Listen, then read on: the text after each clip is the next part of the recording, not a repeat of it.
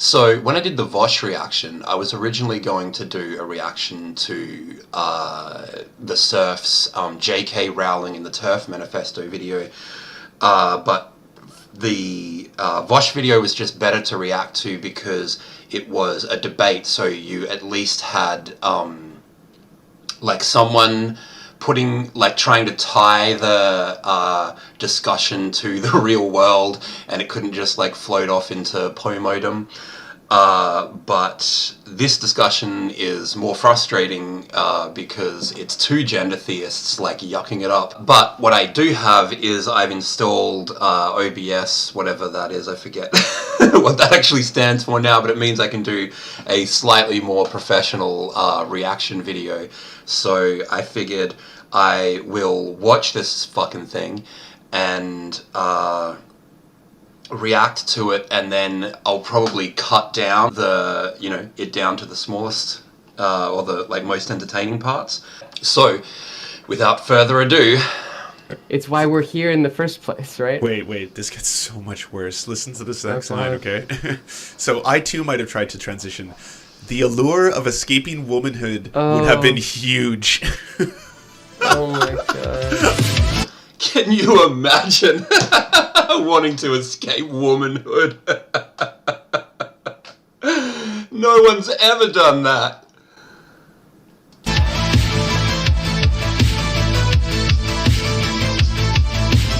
Everybody, this is the wise and wonderful Liv Posting. I'm pretty sure none of you aren't aware of her amazing charm and grace, but Liv, do you want to give a quick sales pitch or something just to introduce to the 5% of people who might not? Liv sounds like and has very similar speaking patterns to Adam Freelander. Is it Adam Freeland? What's his name? Whatever, the dude from Comtown, which, yeah, probably doesn't want to hear. Yeah. B crossovers?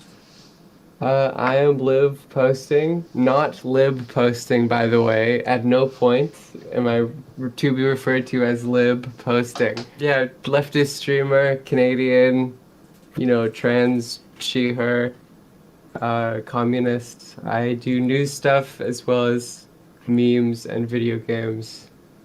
And I post unspeakable things on Twitter. That's pretty much. Unspeakable is a good... Except they're totally not unspeakable. What Magdalene Burns posts, what gender-critical people post, that is like literally unspeakable. What Liv posts, celebrated on Twitter.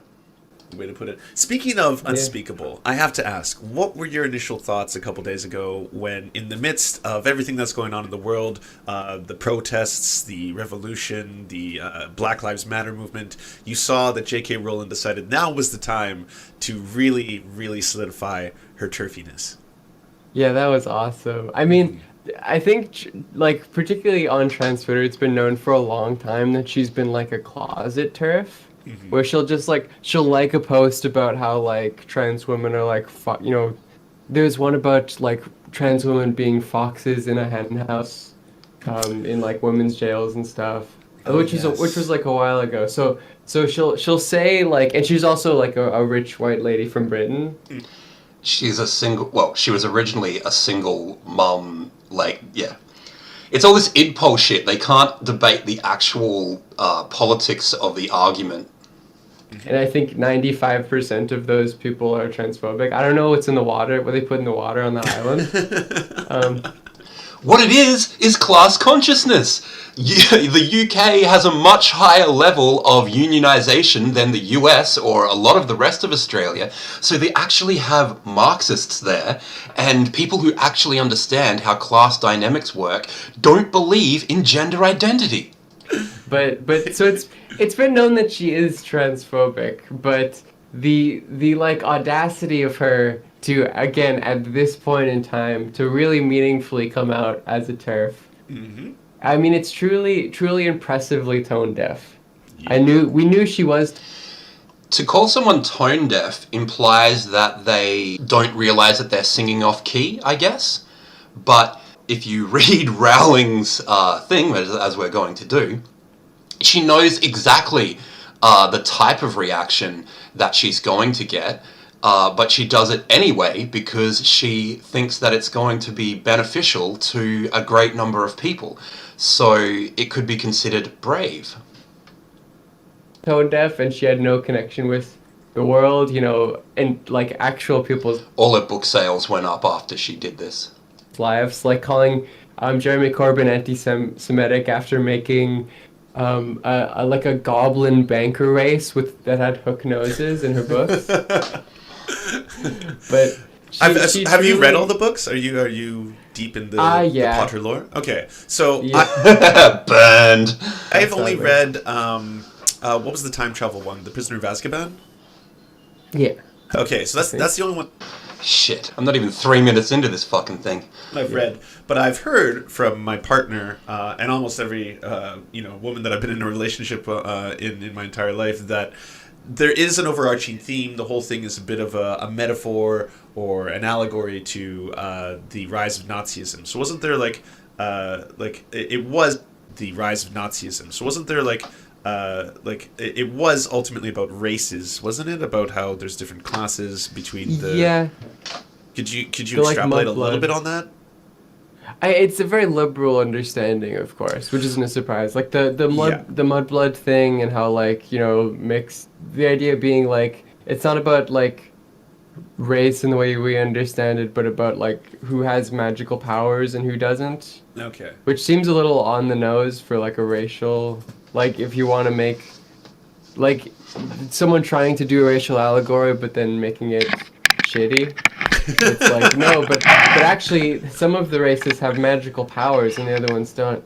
But I read them way too early for me to have meaningfully extrapolated that. I guess that doesn't surprise me. Mm-hmm. But also, there's the end solution to the thing is not that they reformed the Ministry of Magic or Did you say the final solution? Yeah, basically. I mean, with Rowling, I'm sure she's put that in there. Mm-hmm. Her notes for the thing is the final solution to the problems in there.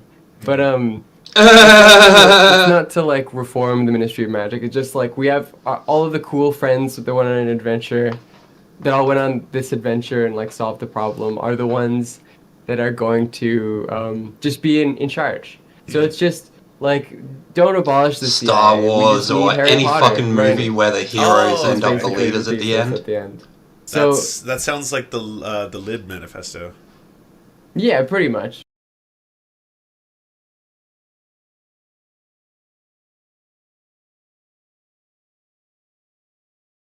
I mean, yeah, that's basically the whole set of books are the Lib Manifesto. That's a good way of putting it. And no systemic change. So I was going to read the article, and then at any point I was hoping you would be pause it, Sam Cedar style, and then you could debunk her claptrap in real time. Okay. Yeah. Does that sound fair and or fun?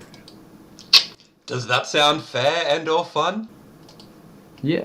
I haven't read it yet, but I'm sure it's there's a lot going on in there. Neither have I. But I also wanted to say that I have been working on a couple days on what I can only describe as a pitch-perfect impersonation / accent of J.K. Rowling. So if you'll permit me, I'd like to read the whole thing in her voice so we can truly embody the experience. Yes, I'm excited. Yes, do that. If you'll excuse me, I need to get in character. All right. This isn't an easy place to write for reasons that I shall become clear, but I'm there is twice by myself. Yes. I've never heard her speak, but I guess that doesn't surprise me. It's like she's in the room right now. Yeah, wow. All right. But enough fun. All right. This isn't an easy piece to write, for reasons that will shortly become clear, but I know it's time to explain myself on an issue surrounding my toxicity. I write this without any desire to add to that toxicity.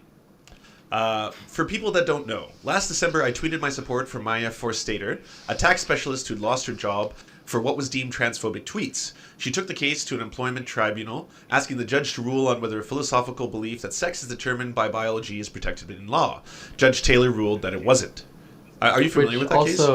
I'm honestly not, but I'm assuming it relates to the thing of her saying, J.K. Rowling saying that people are saying that sex isn't real, that there's a connection somehow between, like when someone says that actually gender, like being a woman is related to sex, and let's say, like that tweet of hers from a couple days ago, that it's like an essential quality of womanhood is like that you menstruate, that isn't actually a claim about gender, it's a claim about sex. It's like, I'm sorry for saying that sex actually exists, which I would imagine is something similar. It's the kind of the obfuscation of the actual critique. But it seems like the easiest thing to debunk. Like she says, like in her recent post, she was like, I've done the research, okay? Like I understand what you're trying to say, but like, you're denying science by stating these things. And it seems like the easiest thing for someone to point out. Like there's not really any debate about this in the scientific community right now. It's pretty well accepted. Yeah. What? You haven't actually said what you're talking about. I mean, firstly, that like, sex isn't actually a binary thing. It's a spectrum. No, it isn't. Check the video. Gender theorists will often argue that there is a spectrum of sexes, with male and female at either ends of a continuum. To do this, gender theorists point to intersex conditions, or in simplest terms, variations from the typical paths of reproductive development. These variations are then used to argue that 1. Sex is a spectrum, and that 2. We cannot reliably sort people into male or female categories. Are these claims true? We all know that most of us have XX or XY chromosomes, and therefore develop as females or males, respectively. But those who have intersex conditions often do not follow this typical path. For example, some males are born with 2 X chromosomes and 1 Y, as opposed to 1 X and 1 Y. And some females are born with only 1 X chromosome, as opposed to 2. From this variation, gender theorists then conclude that sex category exists on a spectrum. This is like taking a complex concept from quantum mechanics such as superposition and concluding that consciousness is the ultimate reality of the universe. But just as physicists do not claim that quantum mechanics is equivalent to a theory of consciousness, biologists do not claim that variation of chromosomes, gonads, or hormones is equivalent to new sexes. This attempt to complicate arguments about biological sex by using intersex conditions is known as the Intersex Flapdoodle Gambit, a term coined by UK researcher Andy Lewis, in which he writes, quote, "The intersex gambit in gender theology is a flapdoodle gambit that tries to create an equivalence between the complexities of sex determination mechanisms and processes and there being a continuum of complex sexes. In all, the flapdoodle gambit is a bait-and-switch technique that relies on equivocation and conflation in the hope that you do not spot the switcheroo." Unquote. This conflation of sex determination mechanisms with a sex spectrum does not work, since intersex conditions are simply anatomical variations within males and within females, not new sexes. Or, in the words of developmental biologist Dr. Emma Hilton, DSDs are variations of anatomy, not variations of sex. Thus, rather than being defined through variations of anatomy, sex is defined through the developmental pathway a person went down to support the production of either sperm or eggs. Male bodies develop towards the production of small gametes, whereas female bodies develop towards the production of large gametes. This definition includes all infants born with intersex conditions just as it includes every other human who has ever lived. For example, males born with 2 X chromosomes and 1 Y are still males, as their bodies develop towards the production of small gametes.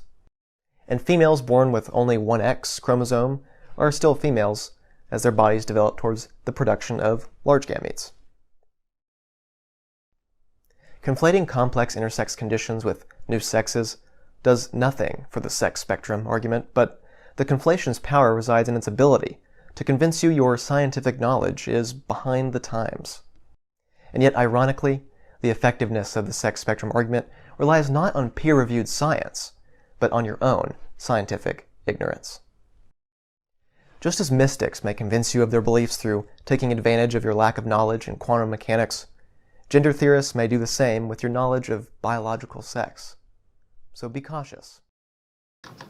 Different people have different like qualities, either I guess more masculine or more feminine, and particularly like So, that doesn't change your sex.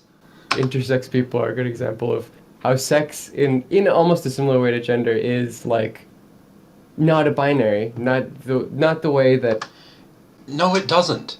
I can't really do this justice, so I'm just gonna link the videos which explain this. But what's his name? It's even like someone like Rowling would want to contextualize it as, but a lot more complicated than that. Which An equivalence between the complexities of sex determination mechanisms and processes, and there being a continuum of complex sexes. the fact that she's not even picking up on that is evidence that she hasn't read the literature, any of it. You haven't read the literature. You're assuming that no one else has done any work. My interest in trans issues predated Maya's case by almost 2 years, during which I followed the debate around the concept of gender identity closely. I met trans people and read sundry books, blogs, and articles by trans people, gender specialists, intersex people, psychologists, safeguarding experts, social workers, and doctors, and followed the discourse online and in traditional media. On one level, my interest in this issue has been professional, because I'm writing a crime series set in the present day, and my fictional female detective is of an age to be interested in and affected by these issues herself, but on another, it's intensely personal, as I'm about to explain. All the time I can't wait for her main character to just be a TERF. It's gonna be awesome. I'm so excited. Deeply personal to me. So excited for the chapter for her, like, young female detective. That's just all about how the female character thinks that sex is real. Hey everyone, it's me, Ben, or GNC Centric, and today I'm going to do a video about how I, a lesbian, believed for many years that I was a gay trans man.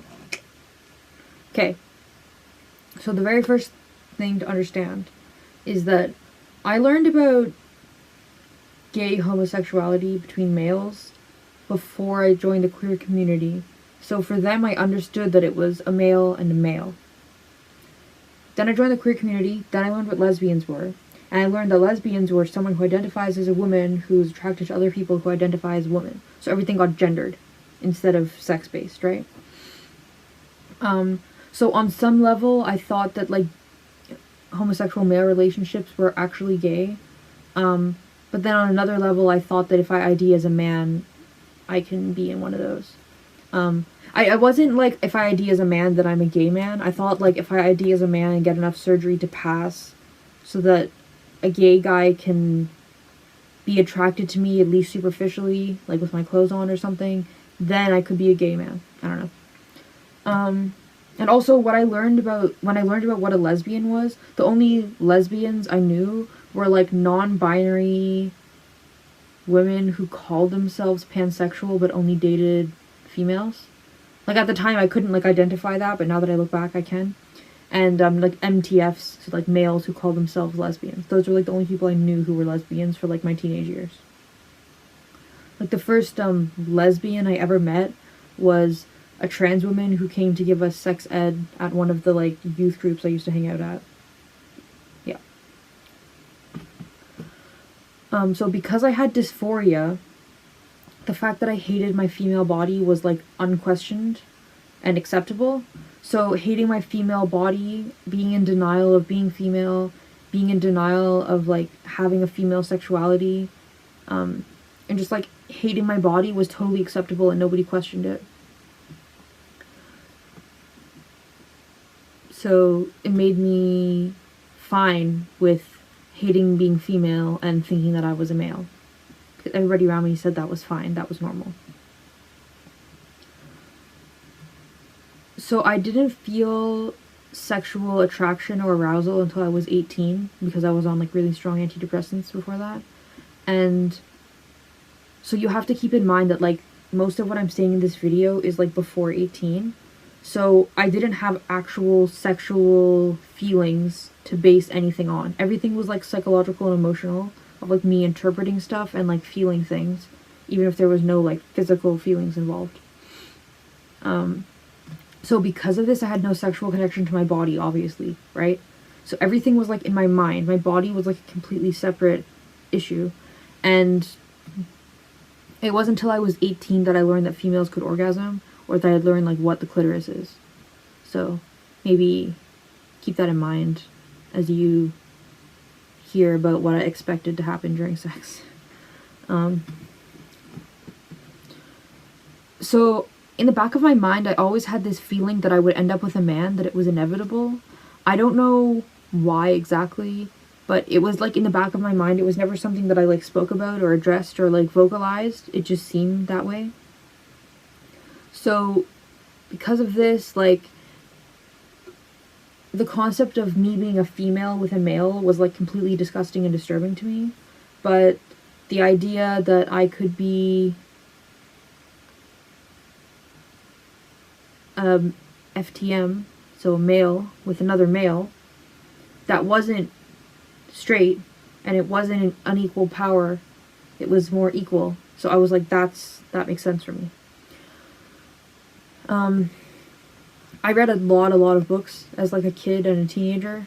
So at like 13, I started to like try and read romance novels, and I read some straight romance novels, and they were just like disgusting to me because of like the power imbalances and also just like the character dynamics. And I always related more to the male characters than the female characters. So I like stopped reading that stuff, but to me that was proof that I wasn't heterosexual because I couldn't see myself as that female. So after that, my obsession with gay romance began. And I say obsession because it was an obsession. I would read like 2 or 3 books a day, like novels, like several hundred pages. And some of the series that I really liked, I knew them so well that I could like flip to the chapter where like the first kiss happens or something like that. Like I knew them very, very well.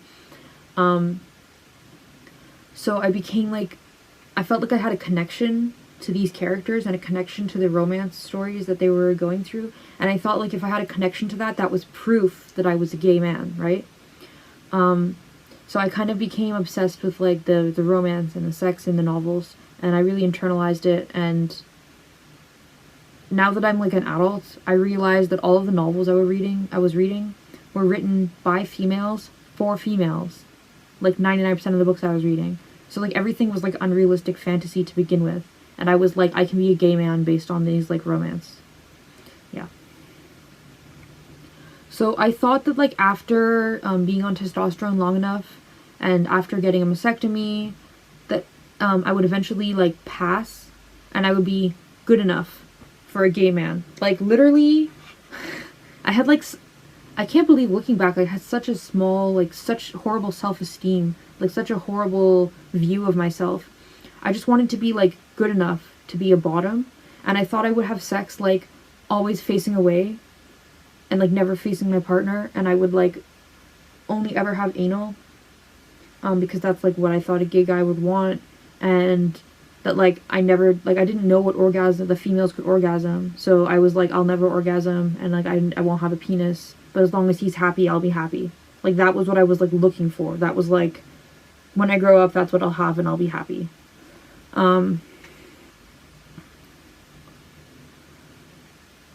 So it kind of became that in my subconscious, the idea of inevitably being with a man, I just switched it from being with a straight man to being with a gay man, and this gave me some kind of a sense of control, I think, on some level. I was exposed to a lot of porn as a teen, and so a significant number of my trans and queer friends were in sex work, which basically meant they were like cam girls, or they did porn like together with each other as friends, or they were escorts. And so they were always like retweeting on Twitter or reblogging on Tumblr GIFs and videos and pictures of porn. And also like just people in general were like kink positive and porn positive and sex positive. So I just had friends who were like reblogging porn all the time. And this did 2 things for me. One, it really internalized the feeling for me that like penetration is sex. Like that's what the sex is the penetration. So that was an idea that took me really like long years to get rid of that idea. It also affected my dysphoria, because the more I could visualize penises more clearly, the more I could visualize a penis clearly, the worse my dysphoria around not having one became. So I would get like a phantom penis, like hallucinations. And like, of course, this was proof that I'm male in my mind. And like, if this happened after looking at like gay porn, I was like, oh, well, this is proof that I'm like attracted to gay men, right? And so because of like this penis thing, I kind of became like obsessed with penises, like in a very peculiar, unusual way, because I didn't find them attractive, but I felt like I was supposed to have one and I needed one. I don't know. It was very strange. So, but that really skewed like,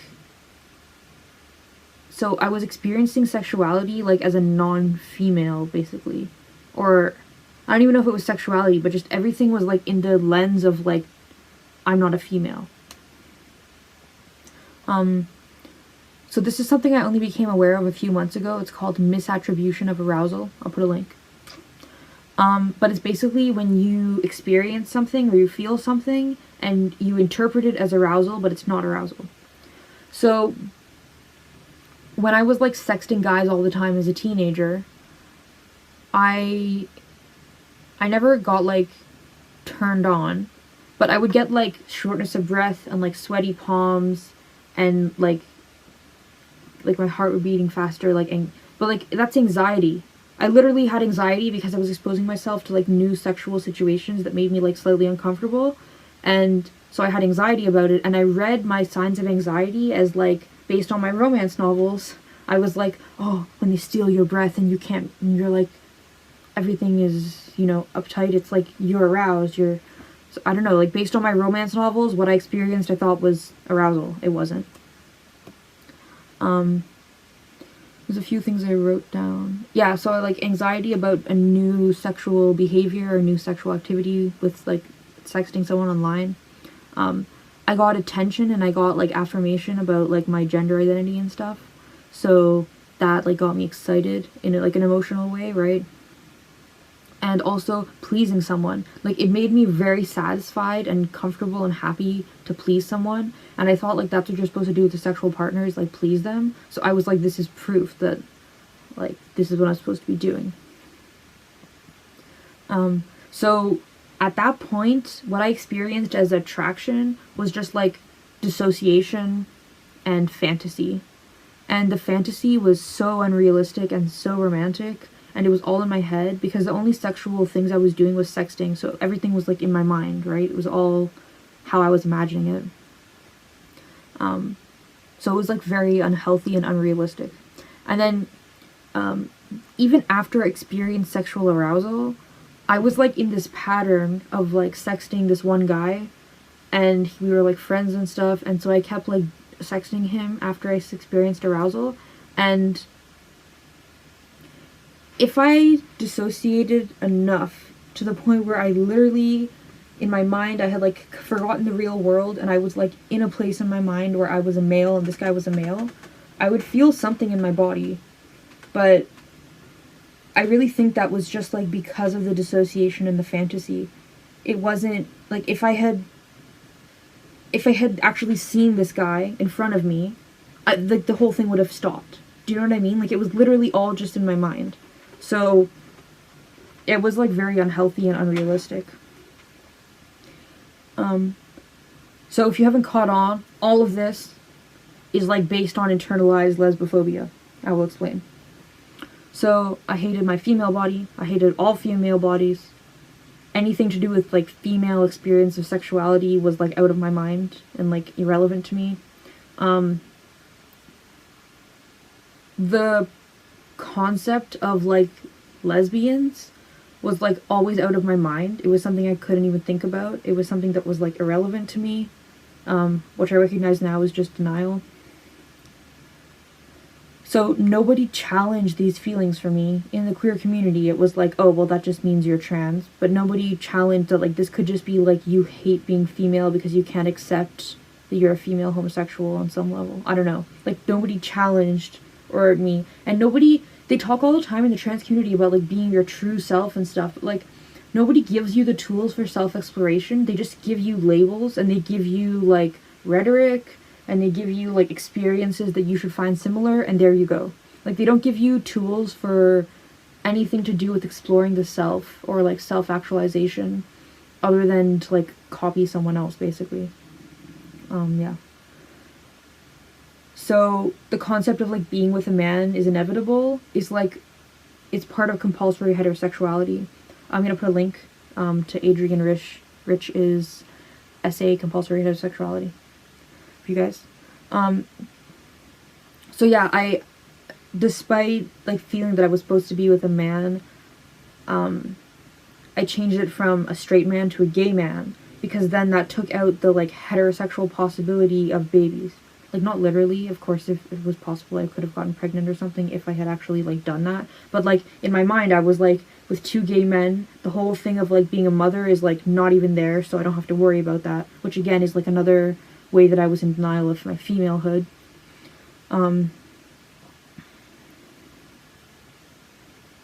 I think that this was just like my mind finding ways, like very slowly over time, to cope and make a situation where I was with a man sexually a survivable situation. Yeah. So I think that what I just described is not unique, because I'm going to put a link to a Twitter thread or two in the bio here, in the description, because I know like at least 6 lesbians who are detransitioned or re-identified who used to believe or live or act that like they were gay trans men because they believed they were. And then like after detransitioning or re-identifying, or they realized they were homosexual females, or they realized they were homosexual females and that's why they detransitioned. That was kind of what happened with me. And I think that there is a significant number of trans-identified females right now who are in relationships with men, who are on Grindr, who are having sex with men, who their entire relationship is based on dissociation. Their entire sexuality is based on dissociation. It's extremely unhealthy, and I worry a lot about them. Like, I know some people are going to find this offensive, but I think there's a lot of trans-identified females who are actually lesbians who have so much internalized lesbophobia that they've gone from like, I'm a female who's attracted to females, even if it's like in the back of their mind something that they can't acknowledge, to the very opposite end as far as they could go to, I'm a male who likes males. As far as you can get from lesbians is gay men, right? As far as you can get from ever interacting with another female body is being a gay man, right? And also like gay men, there's like a bit of a like, we hate female bodies, vaginas are gross, that kind of thing. Like when you hang out with gay men and you already hate your female body, they're like reinforcing your dysphoria, and you feel like, oh, this is right. They feel the same way as I do. So I think there's probably a lot of lesbians who are in that situation right now who, were they in a different environment, they wouldn't be acting that way, or experiencing those feelings, I'm guessing. So the one thing that helped me so much was I went to Michigan Family Reunion in 2017, and there was just so many butch lesbians everywhere. They weren't like trying to be masculine, or they weren't like trying to be trans men. They were just naturally butch, and like they weren't like putting thought into it, or like it wasn't an act or a costume. And I realized like that's just like me. I'm just naturally like that. And then seeing all of these like lesbians of like different ages, seeing that they're like happy and they're okay and everything is fine. And also in that festival there was no males allowed, so a lot of the females would walk around without their shirts on. And just seeing these lesbians who were so comfortable with their bodies, it had a big impact on me. Yeah, so it helped me a lot. Like the number one thing I would recommend for somebody who is like struggling to realize if they're a lesbian or not is to like hang out with some lesbians. Yeah. And now people are claiming sex isn't real. Heaps of people are claiming sex isn't real.